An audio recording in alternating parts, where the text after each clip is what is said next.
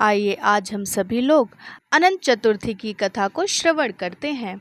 एक बार महाराजा युधिष्ठिर ने राजसूय यज्ञ किया। उस समय यज्ञ मंडप का निर्माण सुंदर तो था ही, अद्भुत भी बहुत था।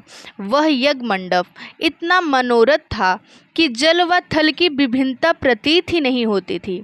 जल में स्थल और तथा स्थल में जल की भांति प्रतीत होती थी। बहुत ही सावधानी करने पर भी बहुत से व्यक्ति उस अद्भुत मंडप में धोखा खा जाते थे। एक बार कहीं से टहलते टहलते दुर्योधन भी उस यज्ञ मंडप में आ गए और एक तालाब को स्थल समझ उसमें गिर गए।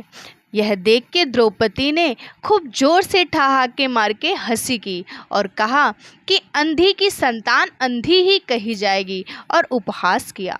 इससे दुर्योधन चिढ़ गया। यह बात उसके हृदय में बाढ़ समान लगी। उसके मन में द्वेष उत्पन्न हो गया और उसने पांडवों से बदला लेने की ठान ली। उसके मस्तिष्क में उस अपमान का बदला लेने के लिए विचार उपजने लगा। उसने बदला लेने के लिए पांडवों को धृत क्रीड़ा में हराकर उस अपमान का बदला लेने की सोची। उसने पांडवों को जुए में पराजित कर दिया। पराजित होने पर प्रतिज्ञा अनुसार पांडवों को 12 वर्ष के लिए वनवास भोगना पड़ा। वन में रहते हुए पांडव अनेक कष्ट सहते रहे। एक दिन भगवान कृष्ण मिलने आए। तब दुर्योधन ने उनसे अपने दुख कहकर और दुख को दूर करने का उपाय पूछा। तब श्री कृष्ण ने कहा, हे युधिष्ठिर, सुशीला जब बड़ी हुई तब उसकी माता की मृत्यु हो गई। पत्नी के मरने के बाद सुमंत ने कर्कशा नामक स्त्री से दूसरा विवाह कर लिया। सुशीला का विवाह ब्राह्मण सुमंत ने कौंडिल्य ऋषि के साथ कर दिया। विदाई में देने की बात पर कर्कशा ने दामाद को कुछ ईंटें और पत्थर को बांध के दे दिया। कौंडिन्य ऋषि दुखी हुए, अपनी पत्नी को लेकर अपने आश्रम की ओर चल दिए, परंतु रास्ते में ही रात हो गई। वे नदी तट पर संध्या करने लगे। सुशीला ने देखा वहां पर बहुत सी स्त्रियां सुंदर वस्त्र धारण कर किसी देवता की पूजा कर रही थी। सुशीला ने पूछा, बहनों, आप किसकी पूजा कर रही हो? कृपया करके मुझे भी इसका विधि पूर्वक विधान बताइए।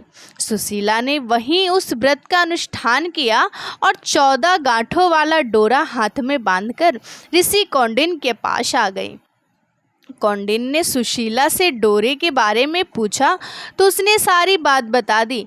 उन्होंने डोरे को तोड़कर अग्नि में डाल दिया।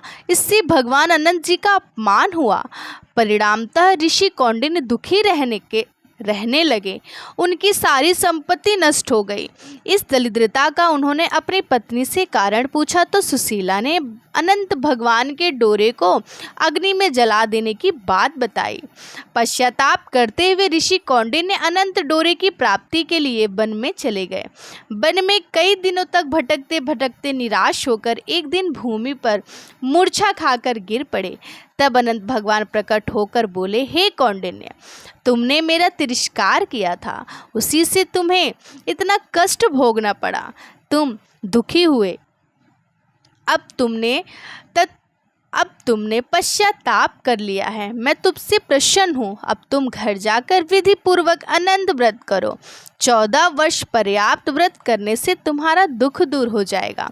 तुम धन्य धान्य से संपन्न हो जाओगे। कौंडिन्य ने वैसा ही किया और उन्हें सारे कलेशों से मुक्ति मिल गई। श्री कृष्ण की आज्ञा से युधिष्ठिर ने भी अनंत भगवान का व्रत किया, जिसके प्रभाव से पांडव महाभारत के युद्ध में विजयी हुए और चिरकाल तक राज्य किए। बोलिए अनंत चतुर्दशी श्री गणेश भगवान की जय।